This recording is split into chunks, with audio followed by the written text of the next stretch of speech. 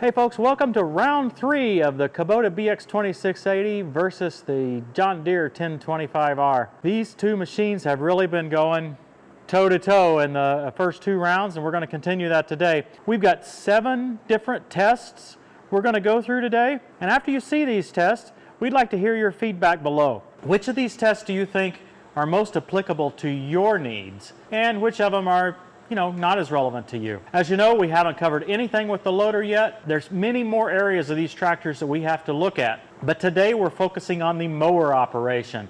Subscribe to our channel so you don't miss the next round. We're going to start with what I consider to be the most surprising test we did here this week. Check it out.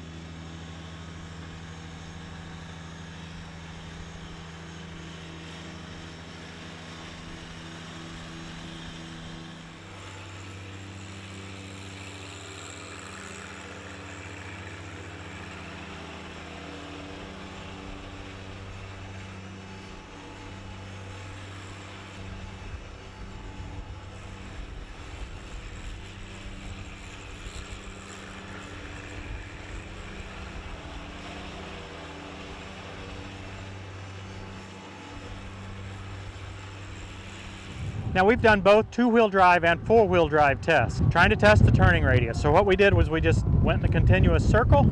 You saw me painting. Now it's time to measure. Color coded. What do you think, guys? We're quite professional here, right? Somewhere between 48 and 52 inches, but probably about 50 inches.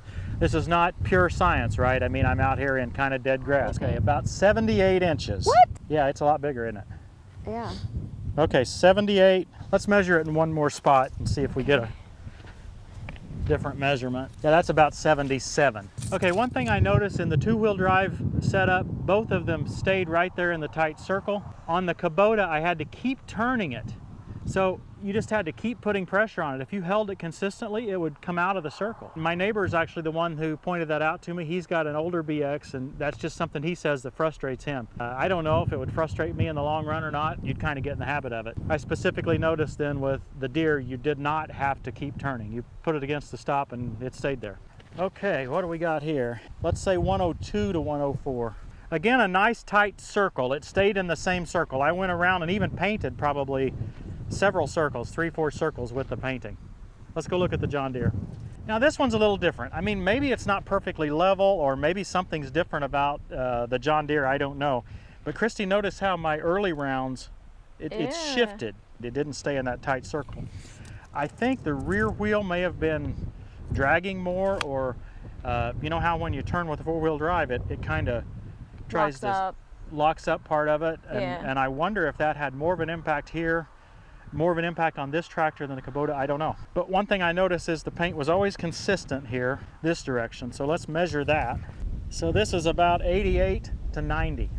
I think that does it for the turning radius tests. At first, these results are a little bit puzzling. The BX is 2 inches shorter than the 1025R from a wheelbase standpoint, and it's narrower. You would really expect the BX to be able to turn a lot shorter, have a lot tighter turning radius. That got me trying to figure out what was going on. And I don't know if you can tell it from this angle, but the Deere front wheels turn at a much steeper angle than the Kubota front wheels. I can't fully explain that. I may have to leave that to some of you experts, but I believe it has to do with the way this steering mechanism works with the way this one works. Another aside, while we're mentioning the steering, we may not mention it again. The cylinder for the steering and the ram is all on the back side of the Deere. It's exposed on the front side of the BX. I don't know if that'll make any difference. I don't know if there's any danger, but I kind of like having that back there. Deere does have a tie rod that runs all the way across the front to tie the 2 front wheels together, but it doesn't have any, hydraulic hoses there or anything else exposed for damage.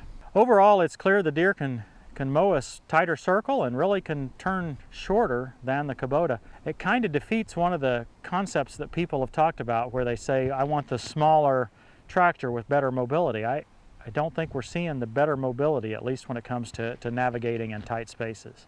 This was a big surprise to me. I did not expect this. So I mowed for exactly 1 hour. I mowed for exactly 1 hour because I was trying to come up with a way to do a fair fuel consumption test.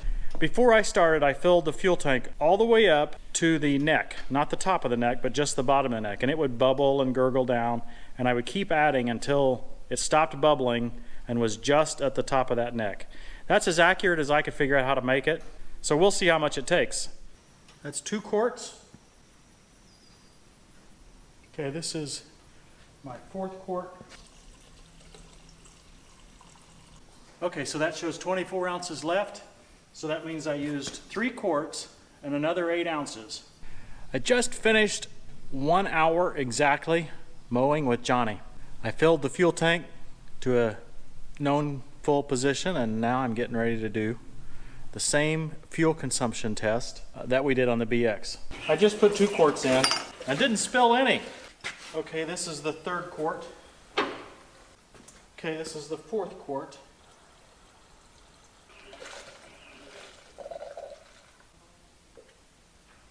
The Deere 1 series used 4 quarts plus another 16 ounces. There you have it. Christy, one of the things that's been requested is a Hillside Stability test. And for us, I think the best place to do that's on this ditch bank over here. Yeah, I'm just not sure I'm gonna like this. I think I get the pucker factor more than you do. Hey, pucker factor, that right there is a technical term. And if you've been on a ditch bank or any sort of a steep hillside, you know exactly what we're talking about. Unfortunately, pucker factor is not objective.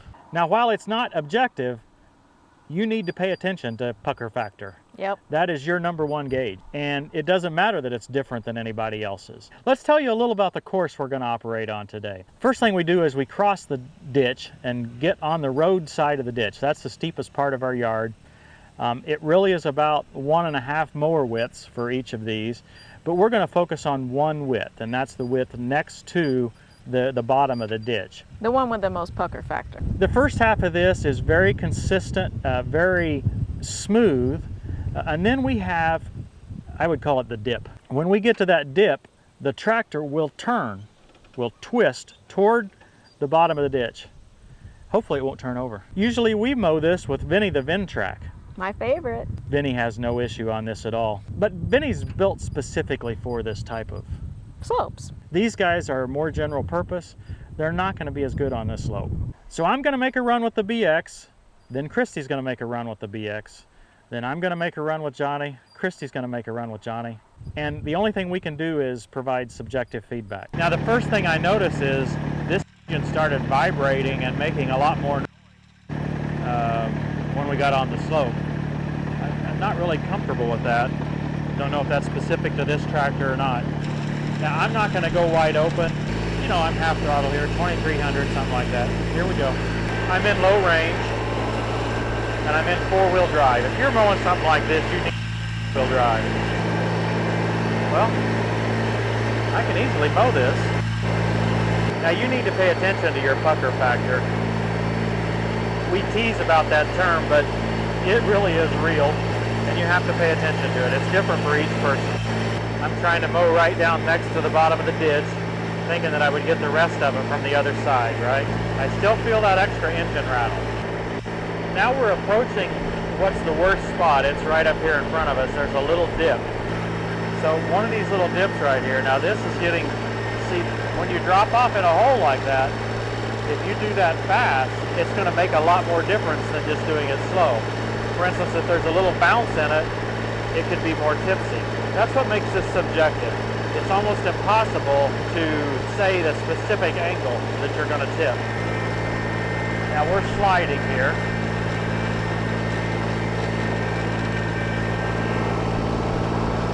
I have to find my dip lock. Christy's holding her cheeks. That usually means she's scared.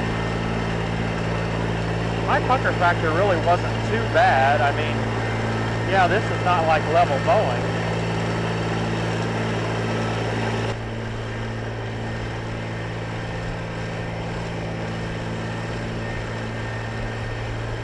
There's a little ditch cut out here where the water stood and there's no grass. That's making it a little extra challenging here. This was really wet in the spring.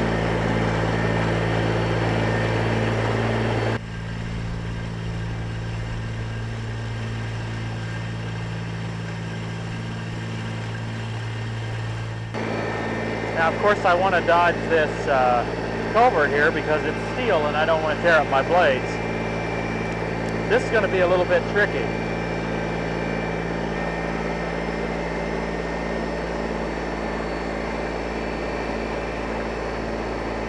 Now I'm scalping here, so I'll have to raise this. Now when I say scalping, of course you're going to scalp on something like this. I don't care what mower deck you've got. If you put it in a bind like this, you're going to scalp.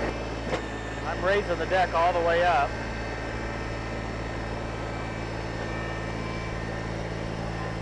And I'm able to get out of there.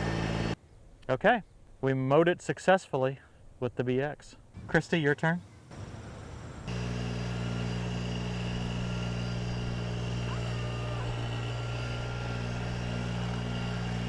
Yeah, I don't like this. Vinny is much, doesn't feel near as tipsy. I guess I would do it, but I wouldn't like it.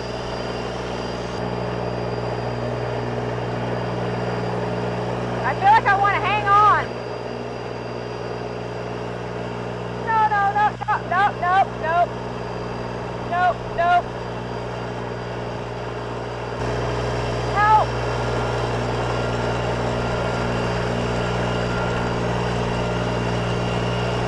How do I get out of it?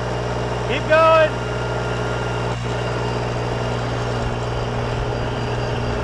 Whoa, no, no, no, don't like it. Stay down there. I'm trying to stay with the tires out of that little ditch Tim hit. I think it's making it a little bit better for me. I really don't care for that, but I think I would be mowing most of it.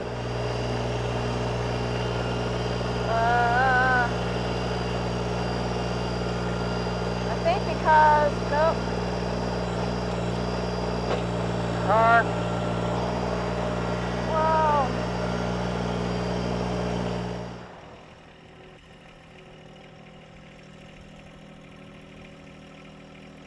One might be able to say that we can't do this objectively because we have a lot more experience on Johnny on these types of slopes or any mowing scenario.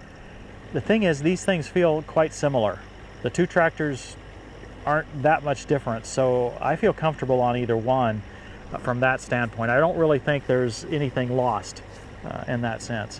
One thing I noticed initially is that we don't have that rattle when we turn sideways. The BX really had an engine rattle that kind of bothers me.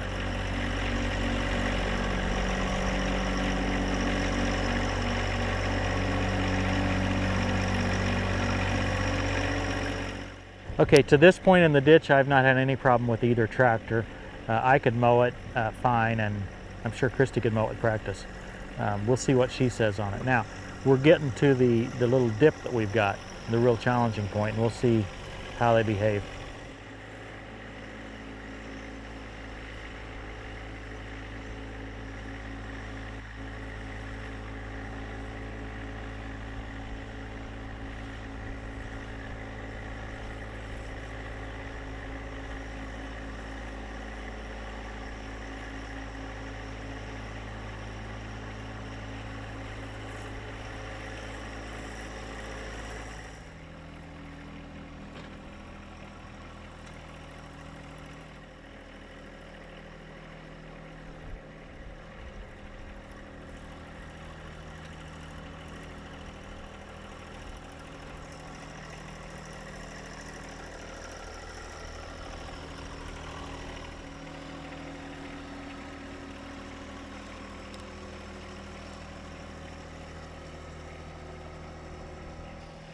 So at this point, we have a mower lift height issue. We talked about the deck lift height, the difference in deck lift heights in the previous round, in round 2.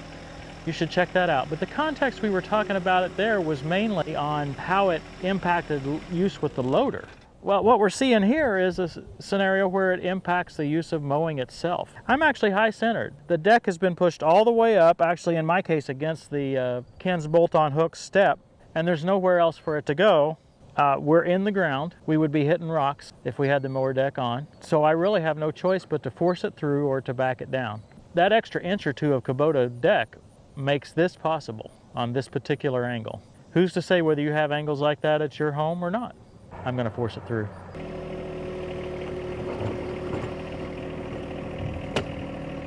So how do you handle that? Let's say you want the John Deere machine, but you can't quite handle that particular angle. Well, in this case, I can change the angle. I'll use my loader. I can put a little bit of dirt in here and I can slope that just a little bit and improve it over time. There's no reason why you have to leave your ditch banks exactly like they are. You can reshape them a little bit to make them fit for you. And by the way, whether you have Kubota, Deere, whatever, you might have places in your yard that don't work very well with your lawnmower. Well, think about it. See if there's a way that you can find to slightly reshape your yard to make that work. Like for instance, you may have some roots that just come up over the ground and your mower wants to tend to hit them. Well, you can probably cover those with a little dirt. It's not going to hurt. Not next to the tree, but out a ways a little bit when you hit those roots. So, something to think about. Okay, Christy, obviously this test was subjective. We have no other way to do it. But what are your thoughts? I preferred the John Deere. Well, I didn't feel like I was going to slide as much with the John Deere, and I didn't feel like I was quite as at an angle. Okay, that makes sense. From my standpoint, I can mow that bank with either of these tractors with no issue. From the ability to stay up on the bank, I felt like that Johnny did a slightly better job. I felt like he was able to stay up on the bank just a little bit better. But when he did slide down, he slid down hard. Yeah. I did notice that. I found when we were in a really bad pucker situation, the dip, as well as coming up out of the driveway at the end, that the extra lift height of the Kubota was a big benefit. Now, we have rim guard in the tires on both of these tractors, and that lowers the center of gravity significantly. We also have the loader off on both of these tractors. That lowers the center of gravity significantly. Don't mow with your loader on if you're trying to mow on a steep bank because, well, it's higher. We highly recommend rim guard. It's the heaviest fluid you can put in your tires. It adds about 100 pounds per tire to these little tires. These aren't very big tires. Wow. Same tires on either track. And it's situated much lower than the cheeseburgers I've got. And having that center of gravity lower is actually an advantage. Johnny is wider, but he's also a little bit taller. Your seating height is a little bit higher, so when I'm sitting on it, it's a disadvantage for Johnny. When Christy's sitting on it, well, it doesn't make as much difference. Hey. These are not going to be your optimal mowing machines. If you want a pure mowing machine, there are many other choices. Zero Turns, the Ventrac, many other solutions. These are great multi-purpose machines, mowing being one of those purposes. Right. Okay, let's get on to the next test. For our scalp test, this is going to be our testing area. This is a hump that's very narrow at the top. Got a lot of contour to it. That I have actually scalped on this before with Johnny, so I thought it would be a good place to come out and try. Okay, so what I think I might do is drive right down a straddle of that hump so that it's right on the center. This should put the Kubota deck in the best possible light because it's got that nice center roller on it, and I suspect we'll see some scalping by the deer. That'll be our first test, and then maybe the next test will be off to the side just a little bit, one way or the other, to see if we can generate any different behavior.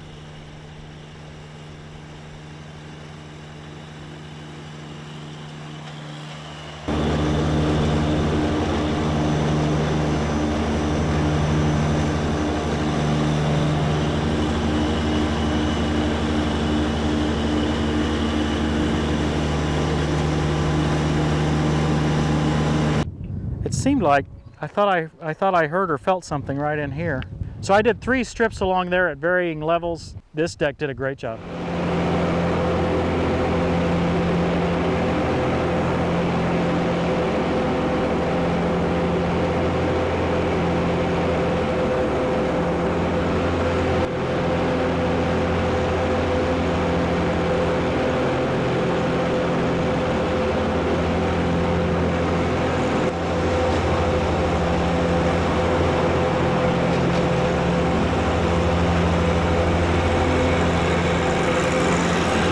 was pretty much inconclusive.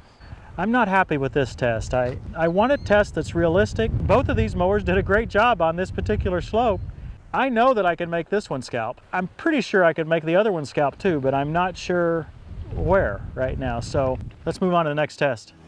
I did some noise level testing with an app on my phone. The app isn't calibrated or tested, so the actual numbers are probably not relevant. Rather, just look at the differences. Here's the BX showing the max I captured as well as an instantaneous reading. And here's the Deere. Similar fashion, the max and an instantaneous reading. Again, I have no way to know if those numbers are even close to accurate, but it was clear that the Deere was louder.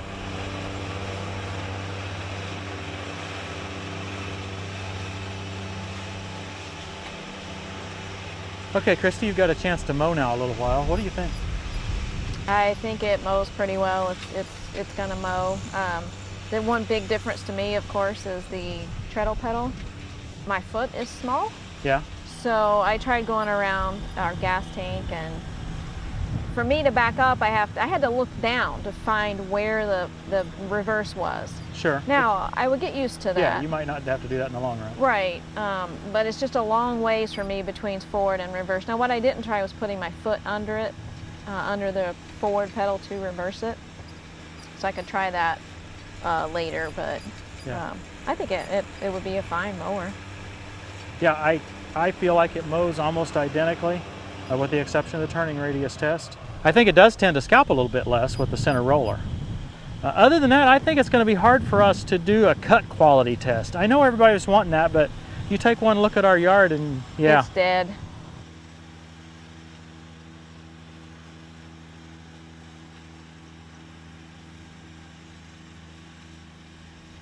Folks, in round two, mower setup and specs, we forgot to do any looking or inspecting of the underside of the deck, and that's my fault. But it was 35 minutes long, so, well, this is just going to have to fit into round three, which is mower operation. We had one question in round two. That question was, how do I remove the mower blade if I don't have an impact wrench? Now, I believe what they were saying was if you have an impact wrench and a gloved hand, you can usually just grab the blade. I might be careful to avoid the sharp part, but grab the blade, and usually with an impact wrench you can buzz it off. Without an impact wrench, I know of two choices. Number one, there's a hex head nut or bolt on the top side of the spindle. You take that little plastic cover off, you can see that. The other choice is a simple block of wood. This is the approach I used in the self-sharpening mower blade episode from just a few weeks back. You can put a block of wood in there and you can stop them from turning. No problem at all, and then you can loosen that up. Okay, when I take a look at these decks, I see a lot of similarities. I want to point out a couple of things. There was a video a while back, somebody talking about how the back side of the deck looked so much bigger on the Kubota, so there must be a lot more room for air and everything to navigate. And they were actually talking about this portion here.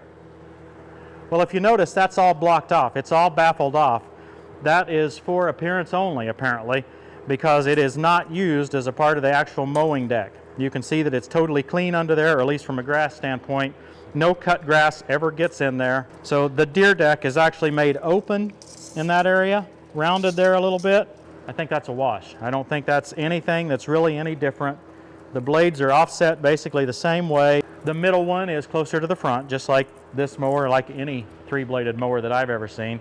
And that allows you to have a little bit of overlap. Okay, some measurements. I tried to do rough measurements on the outside, but now that I'm underneath the mower, I think there's a couple of things that we can see that's a little more clear. In the round two follow-up video, I talked about Neil mentioning that there were 3 different decks for the Kubotas. I hope he has an episode on that or puts out an episode soon, because it would be nice to understand the true differences there. But I want you to see that there's about 3 3/8 inches between the cutting edge of the blade and the top of the deck on the back side. 3.5 on this one, 3 3/8 on this one. Understand I may be hitting some crud in there, so that may not be a perfect measurement. Now, what happens is on the front side of this deck, there's this big cavity. I believe the marketing term is it's a wind tunnel. Over here on this side, from the cutting edge, it's about 5.5. It broadens, it's about 5 5/8 here, and it's about 6 1/4 here. So it gets more and more airflow can get through here. So we start at 3 3/8 on the back side, and it increases all the way to 6.5 here. Let's look at the Deere. As we saw from the top side in round 2, the bottom side looks identical. The Deere is flat all the way across. The Deere is 5 1/4 here. 5 1/4 on the back, 5 1/4 there, 5 1/4 there, 5 1/4 there. So the deck depth on the Deere is essentially 5 1/4 from the cutting height, from the cutting edge, all the way across the deck. So on the back side of the deck, you actually have more space. On the front side, you have less. I also realized that we were able to measure deck thickness. I didn't realize, I wasn't sure I could find a way to do that, but as soon as I tilted them up, I realized I could. Got a set of calipers here. I'll fold this up.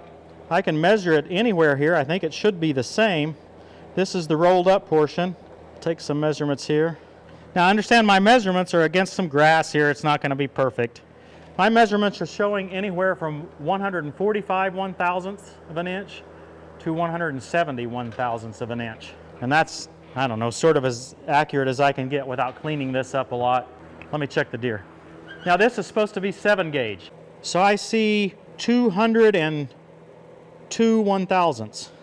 Now that must be a pile of gunk there because that's reading a lot thicker. 200 1/1000ths. Can I get a hold of it anywhere else? Well, that's what I'm getting, 200 or 202 1/1000ths. I'll have to see what 7 gauge actually is. I'm sure that I'm reading a little extra thick on each of these because there's grass built up. I think that about covers the underside of the deck. Overall, these tractors are very similar for mowing. We found a few differences, right? And those differences may or may not matter to you. That's why we do this. We show all these different tests. Some of them you may say, hey, that's critically important to me. Another one you may say, okay, that's not relevant. We can't make that decision. No. That's not our objective. We're just trying to point out some details. A lot of commenters have said these two machines are basically identical. There's a lot of similarities when it comes to mowing, at least. We understand that, but our job is to try to point out some differences. Thanks for watching, everybody. Look for updates either in the pinned comment below. Check out our website. We've got write-ups on all the rounds so far. You can read about them. You can find the episodes and their corresponding follow-up episodes. So far, each one has had a follow-up. This one probably will too. I hope you're enjoying this series. We're enjoying putting it together, and we're doing our best. So thanks for watching, everybody. We'll see you next time on Tractor Time with Tim.